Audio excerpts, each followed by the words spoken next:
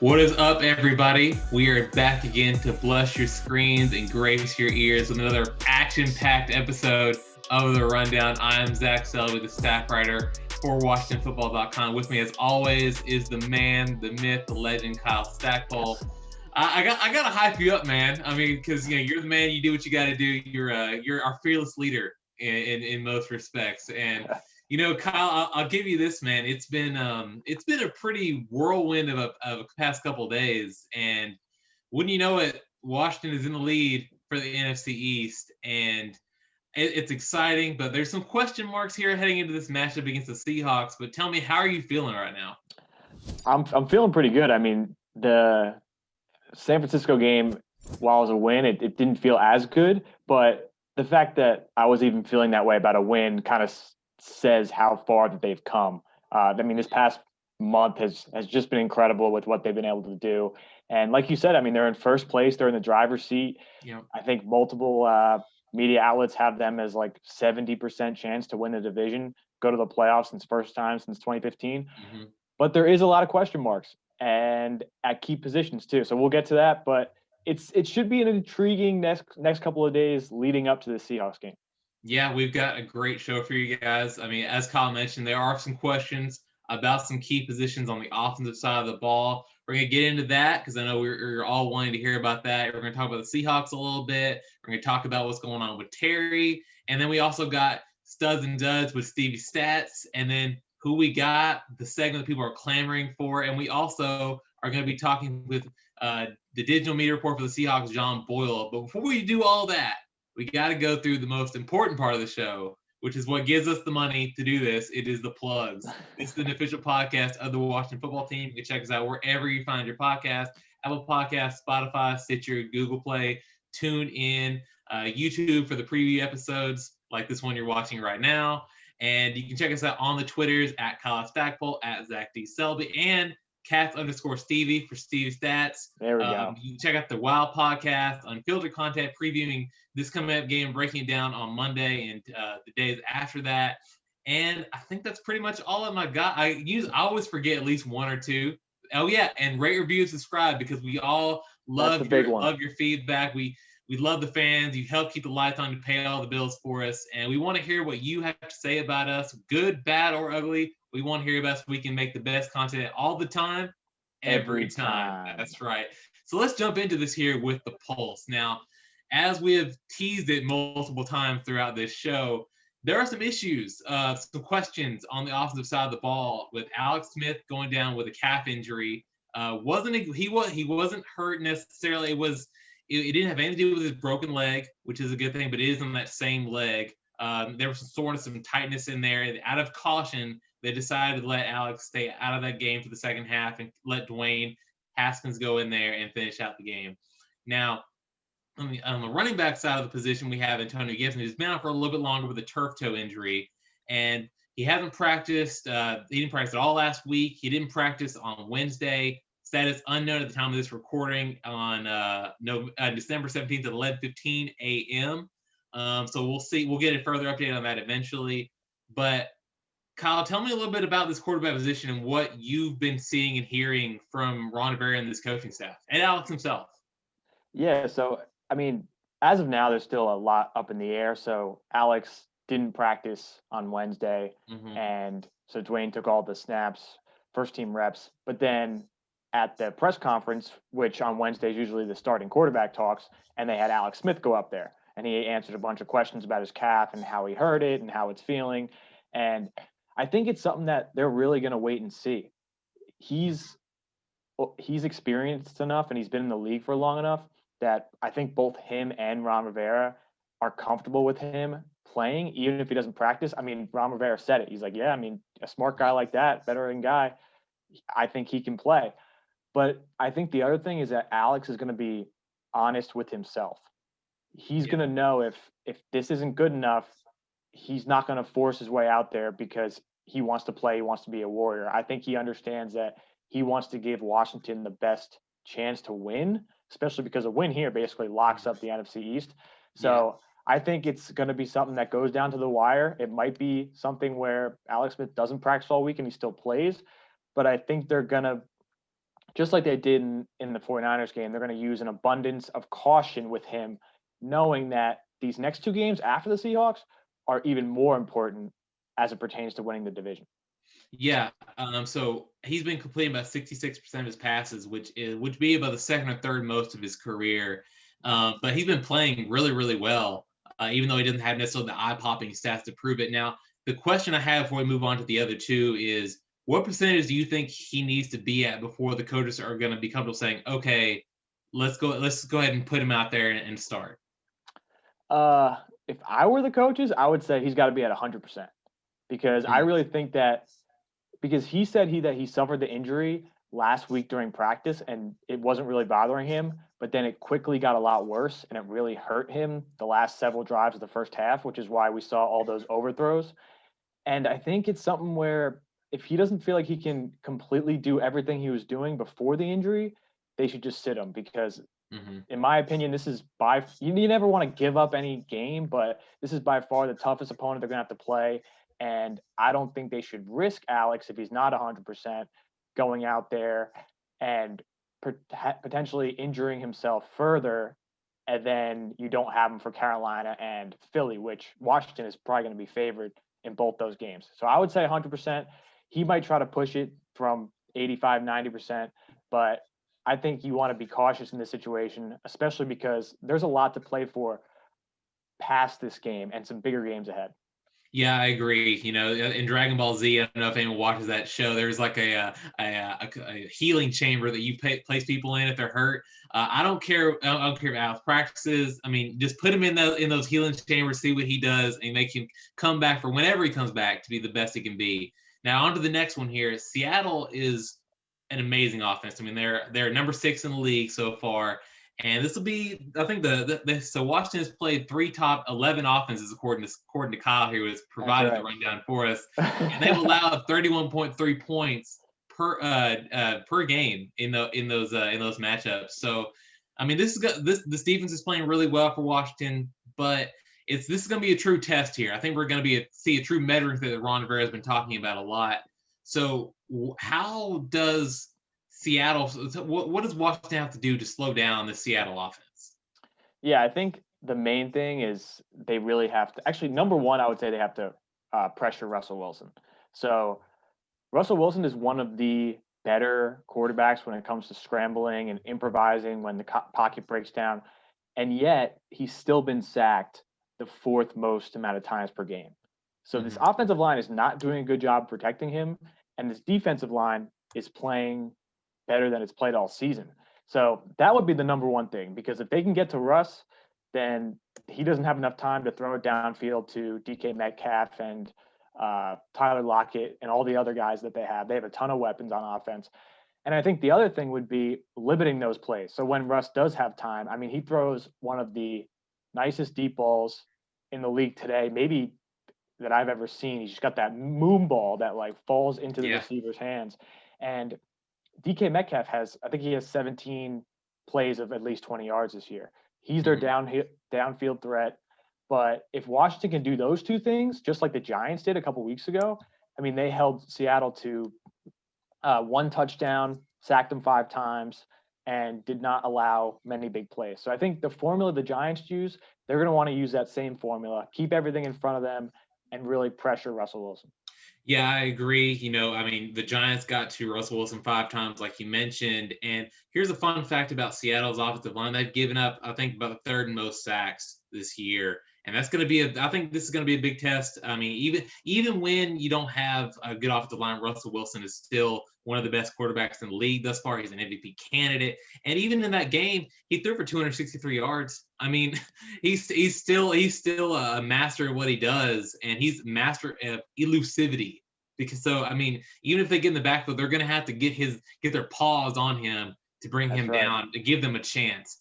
So the last one we have here involves the Chef Terry, and he hasn't been playing that well. Let's not say that well, but I mean he's had 2 receptions for 14 yards.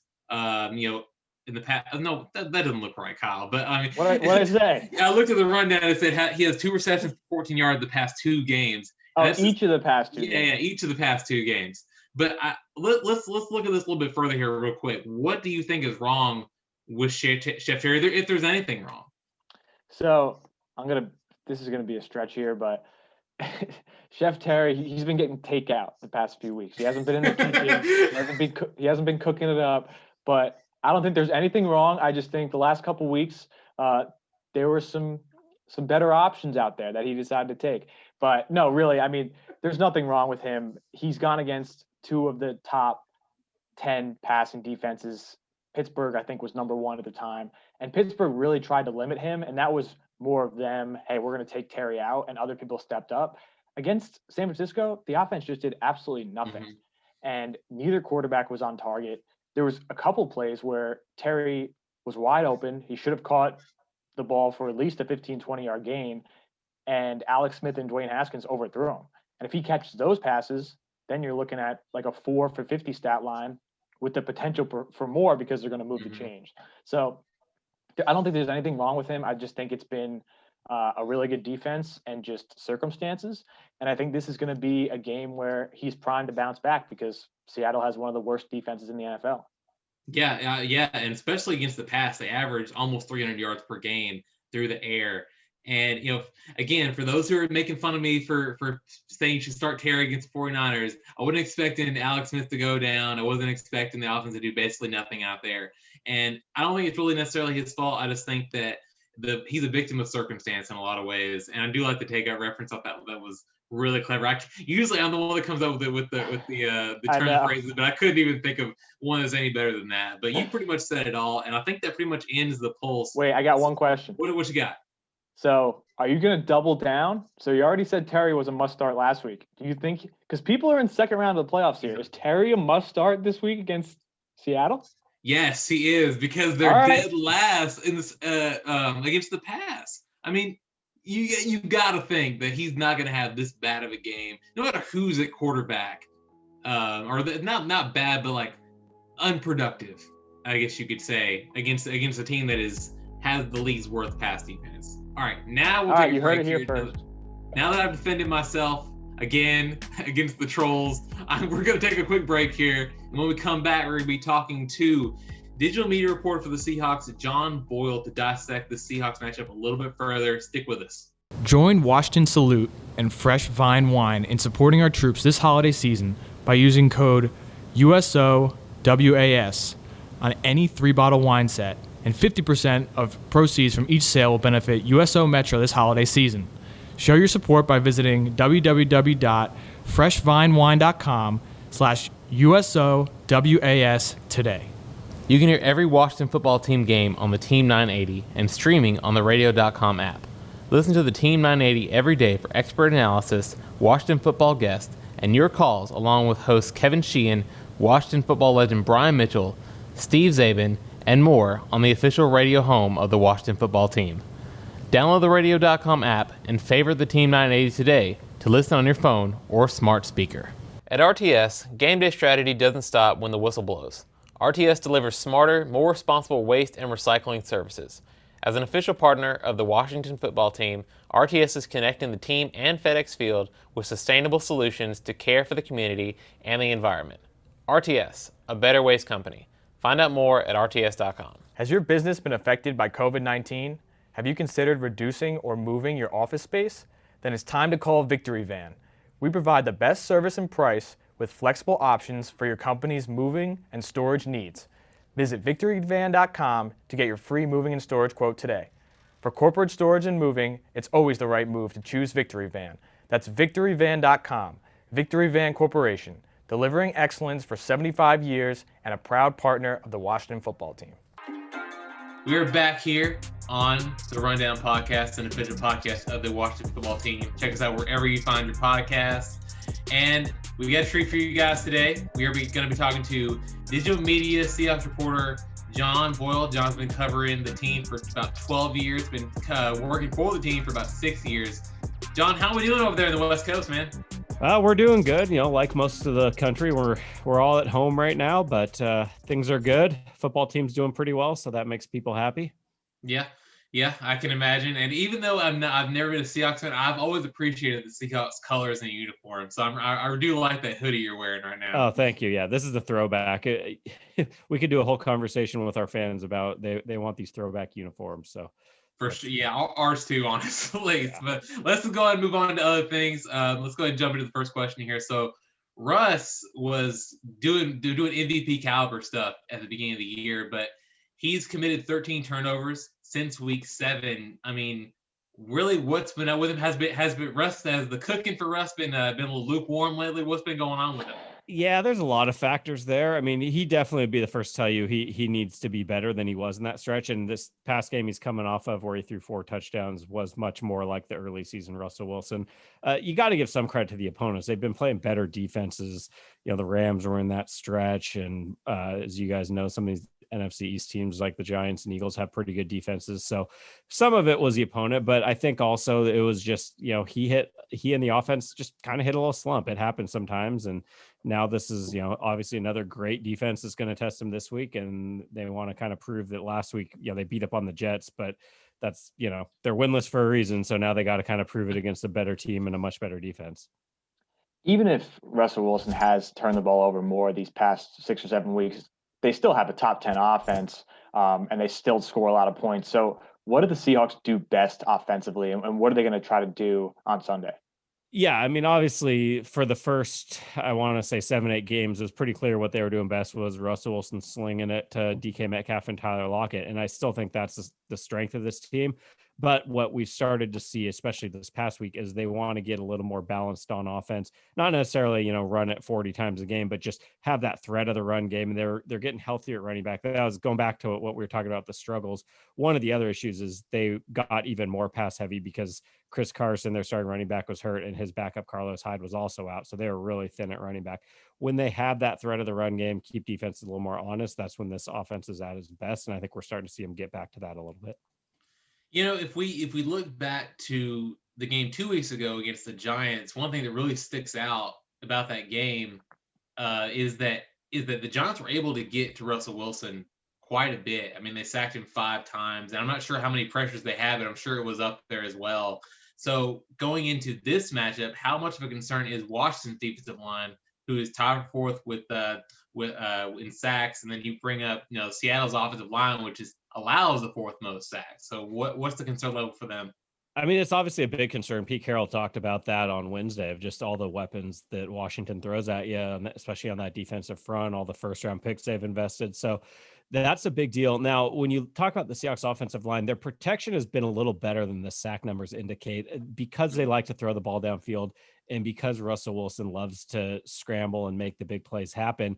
The downside to that is you take some sacks you might not if you were just a quick rhythm passing game. In that Giants game in particular, they talked about Brian Schottenheimer, the offensive coordinator, talked about he didn't do a good job adjusting quick enough to the fact that the Giants were taking away the deep game, and they needed to get the ball out quicker and kind of take what they're giving them. And that's more what they did against the Jets. They took more of the intermediate stuff, didn't really throw the ball downfield much at all, but got the ball out quicker. So that could be a plan this week. We'll have to wait and see what they do. But yeah, that's going to be probably concern number 1 for the Seahawks, is how they keep the offense going with that pass rush.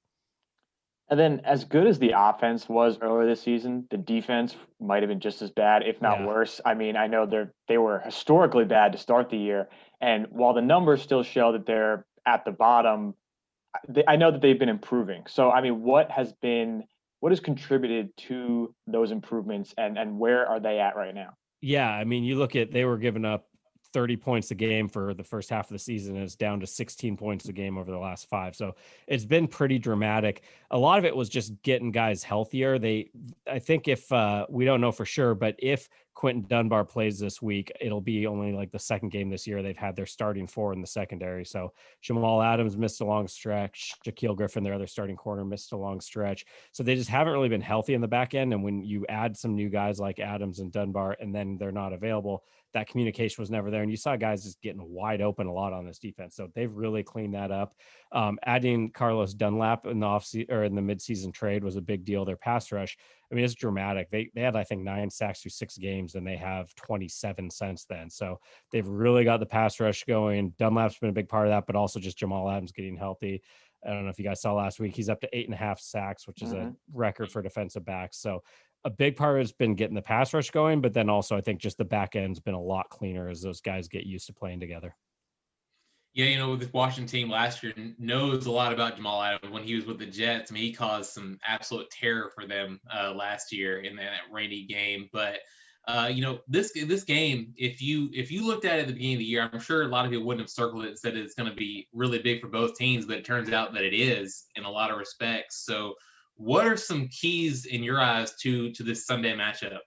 I mean, we already talked about it a little bit. It starts with keeping Russell Wilson. I'm not saying he can't get sacked at all because that's probably not a realistic expectation, but keeping him clean enough for the offense to function well. And then you also mentioned ththose turnovers. It's a real simple step. The Seahawks are 8-0 this year if they turn the ball over once or no times. They're 9-0, and they're 0-4 when they turn it over multiple times. So they need to take care of the ball there. And then I think on the other side, it's just kind of what we talked about, that secondary figuring itself out and continuing to eliminate the big plays. Because I think this defense, they've shown enough that this turnaround has been pretty legit, but this is a much better opponent than they saw last week. So they're gonna have to prove it. Yeah, I got one more for you, John. Yeah, of course. Usually the three keys are the last one, but I got a bonus one. So you guys are tied with Los Angeles, and I know that next week Seattle plays Los Angeles, correct? Correct. And that, that's potentially going to be for the NFC West title. And you're talking about hosting a playoff game versus going into the wild card. Is there any chance that Seattle could be overlooking Washington and looking at that Los Angeles game? I could see that being a fear. I'd say maybe the loss to the Giants 2 weeks ago might kind of get rid of that thought of, if you're going to be guilty of overlooking a team that maybe didn't have as good a record and looking ahead, that was kind of the trap game that they let get away and played pretty lousy in that game. I mean, that was their worst performance of the year in a lot of ways. So Pete Carroll really harps on this team to, it sounds cliche, but it's really true, of treating every game the same. He says, every week's a championship opportunity, because you don't know if that game that you lost against a 4-win Giants team might cost you home field advantage now. So you really got to treat them the same, and that's what they do. So no, obviously Washington's a really good team, and they can't come in assuming they're going to win, and they'll take it very seriously. Yeah, honestly, when I saw the score of that game, I was like, what is happening right now? Is this real life? But John, we appreciate you. We really do, getting up in the morning to go to help us out with this. But before we get out of here, where can people find your work? Where can they find you on Twitter? Yeah, so just Seahawks.com is where we put all our work, and they can find me on Twitter at John P. Boyle. Yeah. Okay. Well, John, we really wish we could actually see you in person. Normal circumstances, that will be the case. I know. But, this is actually 1 year. This is one of the few stadiums I haven't covered a game in yet. So really? I missed the. I wasn't traveling back when there were some trips out there in 2012 and whatever that was. So this year I would have crossed every stadium off the list if not for the pandemic. So damn, gonna have to wait a while now.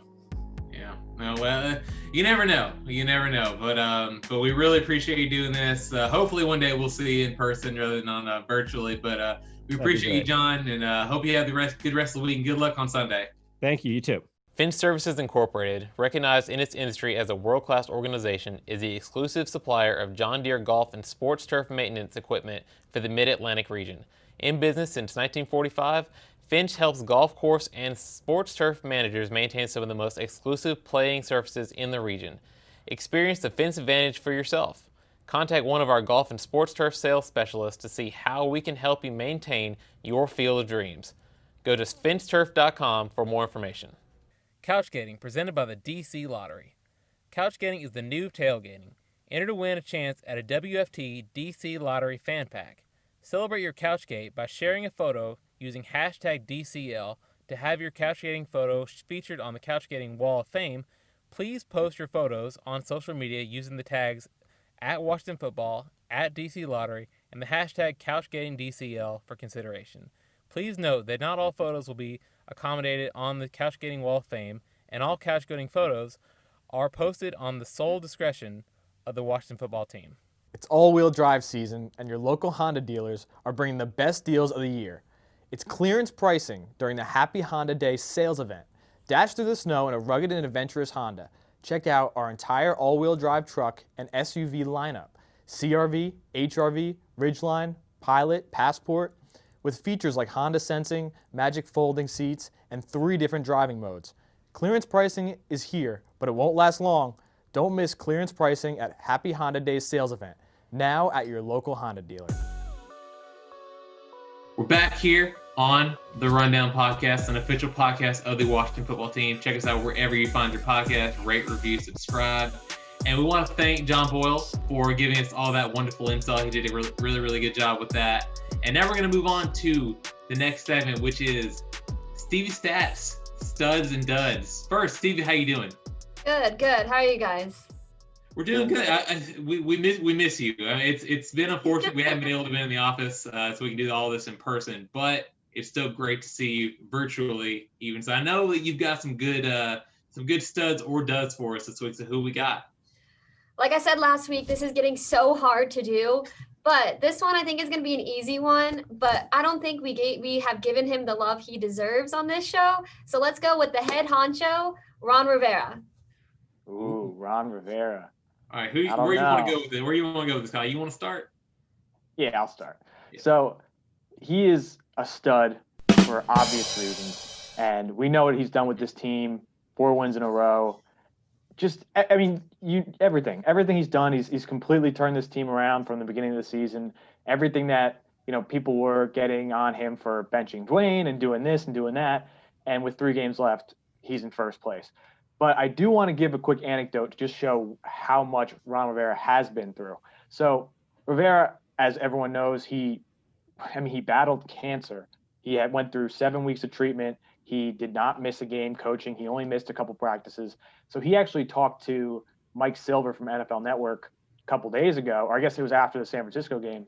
Mm-hmm. And he still is feeling the effects from after the treatment. Yeah. So if he watches too much film, he gets brain fog, he gets vertigo, and Washington has actually been asking the visiting team to put couches in the locker rooms because he's been taking naps. So the director of football operations, Paul Kelly, will literally bring like a blanket and a pillow, and Ron Rivera took a 28-minute nap, according to Silver, before the San Francisco game. So that just shows you, everything this guy has been through. He's dealing with something that no one should have to deal with in their life, and he's doing it while having a Coach of the Year type season with Washington. So he's the biggest stud of all. I think we said super stud for Matsko. This is like the top honcho stud, like whatever Mega the highest. Stud. Yeah, like the prize for highest honor. So there's nothing more you could say. Yeah, I agree. When you beat cancer, you're already a stud. When you elevate a team that was 3-13 to 6-7, doubling their win total, you become a super stud. And then when you do all that combined, and then still get them with the first place in the division with a chance to potentially win out, you become a mega stud. All things considered, the man of the stud. You said it all, Kyle. And I think the Coach of the Year, in my opinion, I started this campaign last week on the post game pod. He is definitely my Coach of the Year candidate, and he should be everyone else's, honestly. Yeah. So, Stevie, who we got next? I would have to agree just really quick with both of you guys. What he's been through is just immeasurable. So he's super stud, mega stud, extreme stud, however you want to say it, he's that. All right, let's go to the next one. He hasn't played too much, but let's go with guard Wes Martin. Wes Martin. All right, Zach, you start.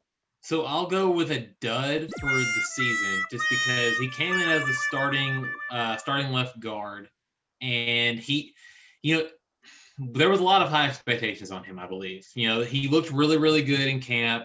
This was the guy that Ron Rivera called out during that not necessarily a tirade, but a come to Jesus meeting during training camp one time. Yeah. And he said, look, we think you have a shot. We want to see what you have. And he earned the starting job eventually, but he ended up losing it to Wes Schweitzer, the other Wes. And since then, the has played better. He's come in spots and he's played decently. I don't think they've given up on him yet. I think they've still got some things they want to see out of him because he is a quality backup, in my opinion. And maybe he's not ready to be a starter just yet.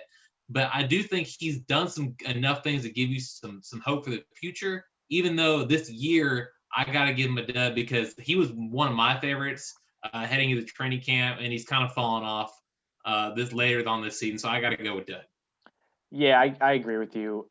in terms of what we expected from him, he's a dud. But like you said, he's still a quality player. He provides quality depth. And when he's had to come in mid-game when either Brandon Sheriff would go out or Wes Schweitzer had to go out for a couple plays, he's played well. So he's a dud right now with room to grow into that studly force going forward. Stevie, do you have any in-depth offensive line analysis that you're holding out on us? Not that one. Not on the offensive line. That's all you, Zach. That's you. Yeah, that is you, man. You're the guy. Yep. All right. So my last one. I know last week we did receivers as a group, but let's do slot receiver Isaiah Wright. Isaiah Wright. Okay. I'll give him a stud. He's an interesting case because he didn't do. I mean, he made the roster, which was pretty incredible as an undrafted rookie with the kind of offseason, I guess, lack thereof this year and the weird training camp. So that was really good. And then he played really well against Cleveland in week 3, and you thought maybe he's going to take over as that slot receiver for Steven Sims. And he hasn't really done much, but I would still give him a stud just based on he's only an undrafted rookie. He's still playing a decent amount on offense, and I think he really does have a lot of room to grow. He's got good skills. He's got good hands. So I'll give him a stud. I mean, similar to Martin, it was like based on the expectations were very high because he was an undrafted rookie, but just to make the team and make contributions in year 1 is pretty impressive. He's been one of my all-time favorites, and this all goes back to, favorite. well, not all-time. Well, let's say all-time this year, because he was an undrafted guy, and he was one of my favorites to get on the roster last year in that receiving group during training camp, and I think he's done really well. His growth has been pretty impressive from what I've seen from him, and he got a chance to talk to the media a few weeks ago. I think it was after his first start against the Browns. And you could just tell he's a Ron Rivera type of guy. I mean, he's the guy who's going to come in, he's going to work, he's going to do everything he needs to do, even if he doesn't get a lot of yards, just to be on the field and give the team a chance. And that honestly comes up a lot when you talk about Terry. I mean, he said he's followed Terry around a lot, just watching him and shadowing him and seeing what he does. So I got to give him a stud. I think I've been high on him all year just because I think he can contribute to this offense, and he's exactly the kind of player you want in a Washington rebuild. Well, I don't even know if you can call it a rebuilding year anymore since they're doubling their win total, but he's the guy you want to have as a piece of the foundation. I just want to say something really quick because I think this is kind of rare that both our slot receivers, Steven Sims and Isaiah Wright, are both undrafted free agents. Yeah. I mean, Washington's done really well with like picking undrafted guys and finding those diamonds in the rough. But that has been Studs and Duds with the wonderful Stevie Stats. Thank you very much, Stevie. Now you can also go check her out on Twitter at @Kath_Stevie, and we're going to move on to the next section here. That's where you can find me. She's not really gone, by the way, guys. She's just behind the screens. Just fading into the background. A little play on words to behind the scenes. But we're going to move on now to the segment that everyone is clamoring for. People have been asking me on the streets. I talk to this guy every week, and he's always like, yo, man, who you got for this week? Now, he doesn't really do that. Yeah, that guy's me. Yeah, he comes up socially distanced to my house. Kyle does come talk to me. But we're gonna move on to not studs and duds. Who we got? And we're gonna go with 3 great questions that Kyle has provided for us here. We're gonna go with the first one here. Who allows the most explosive plays on Sunday, Washington or Seattle? Who you got, Kyle? All right, so this is gonna be. We're gonna have to track this during the game. So we're going to go with Sharp Football. They do this statistic. And so explosive runs are 10 or more yards, passes are 15 or more. And I'm going to go with Seattle just because they have their full cast of offensive players. We don't know what Washington's offense is going to be yet. It could easily be Dwayne Haskins paired up with J.D. McKissick and Peyton Barber. And even against that Seattle defense, I think big plays could be hard to come by unless they're going to be going to Terry McLaurin, which they should. But I don't know. I just think with DK Metcalf, with Tyler Lockett, Seattle's going to have more opportunities to go deep, and they're going to take more shots and complete more. Yeah. I think it's just Seattle, just because of Washington's defense tendency to give up big plays. I mean, they haven't really done it in the past, which is a positive sign. So maybe I don't think this team is obviously not the same as it was week 1, 2, or 3, but you still got to see what they have, because I mean, we mentioned it earlier in the pod. This offense is it's similar to one they haven't seen in a very long time in terms of caliber. So I'm gonna go with Seattle here, just because I look at DK, I look at Russ, I look at those other options they have out there on offense. And Tyler Lockett too, you can't forget about him either. So I'll go with Seattle, just because I trust Seattle's offense more than I do Washington's. So let's move on to the next one here, and this one's kind of interesting. So Peyton Barber is Mr. 3rd and 2, as we like to call him on this podcast. Right. And he's done really well. He has 233 yards. We had some issues with how many carries he exactly had, whether it was 69 or 85, but it's one of those two. We'll just, and for the sake of, since Kyle's the editor, we'll go with his 69 carries.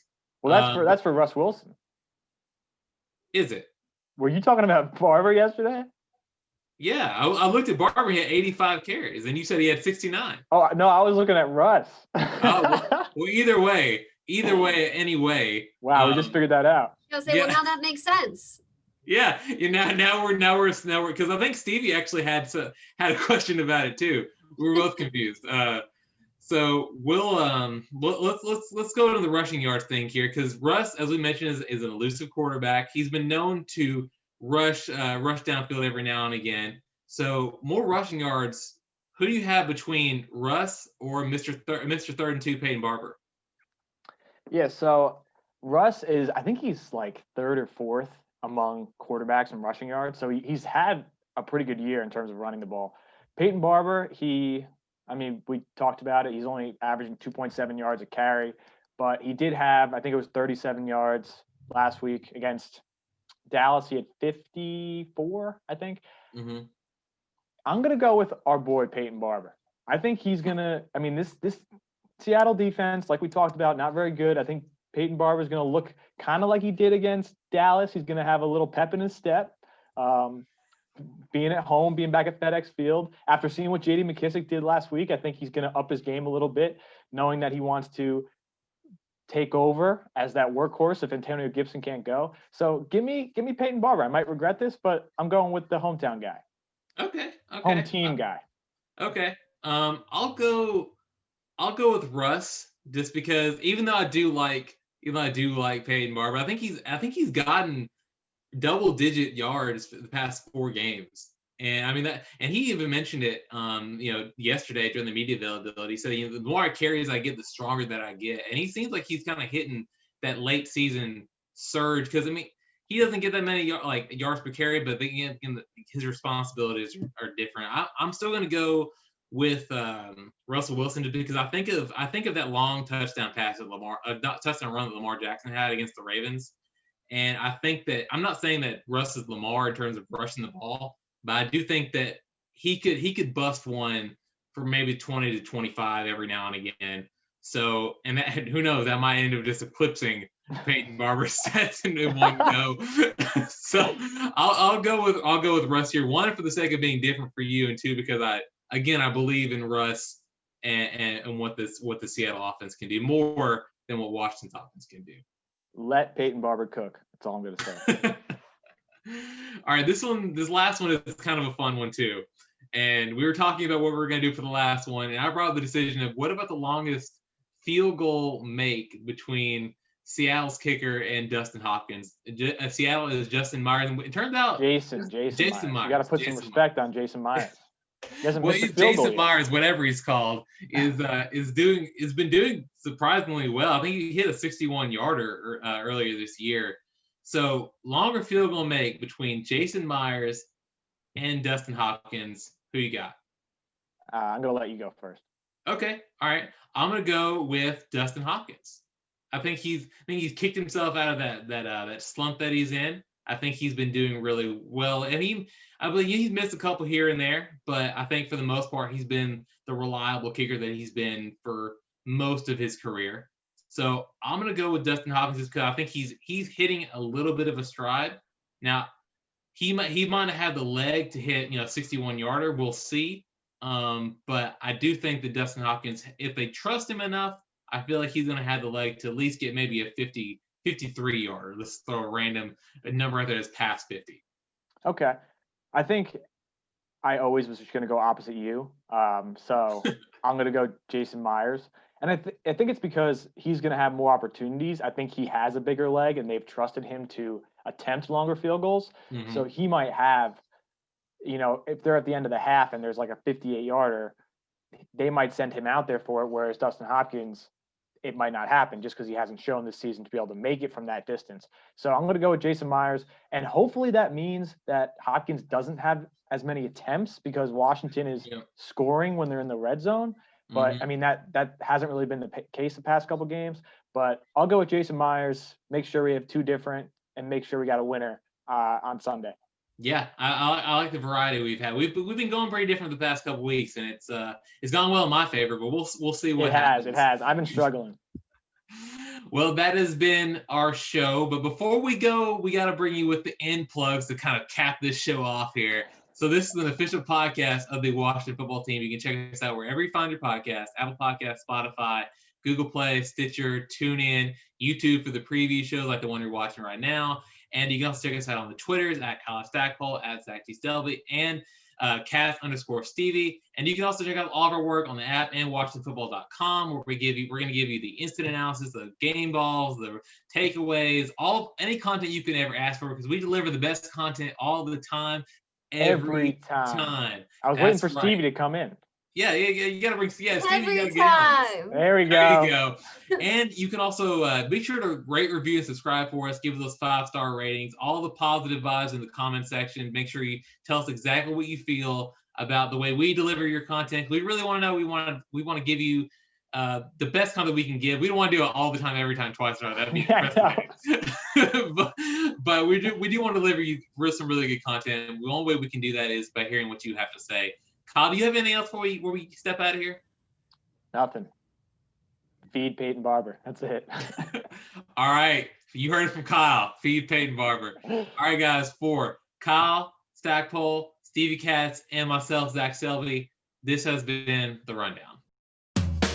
For more than 100 years, Chesapeake Employers Insurance has been helping Maryland businesses keep their workers safe. With competitive pricing and an AM Best A- financial strength rating, it's no surprise that Chesapeake Employers is Maryland's largest writer of workers' comp insurance. At the end of every workday, someone's waiting for your safe return. Connect with your agent or visit CEIWC.com.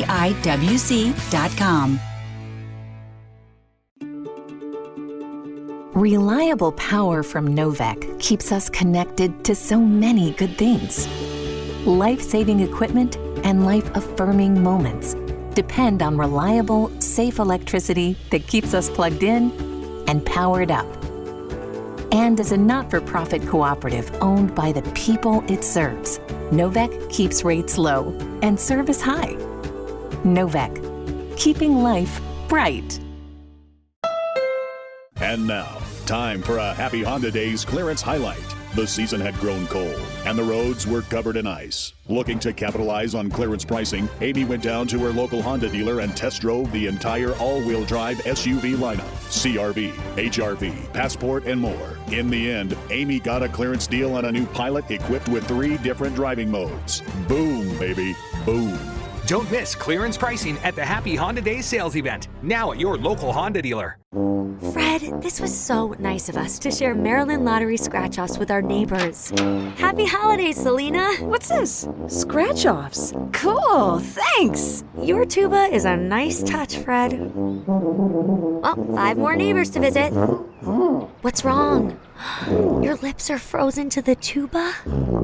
This year, multiply the cheer. Give holiday multiplier scratch-offs from the Maryland Lottery. Top prize $100,000. Please play safely and responsibly. This football season, prepare your taste buds for the most iconic sports-watching drink of all time, Pepsi. With refreshing deliciousness specially formulated to keep your eye on the ball and mouth-watering fizziness to help you power through game day, Pepsi has everything you need to start strong. I used to care when Mike cheered so hard he spilled nacho cheese on my carpet, but thanks to Pepsi, even Mike can't ruin my football party.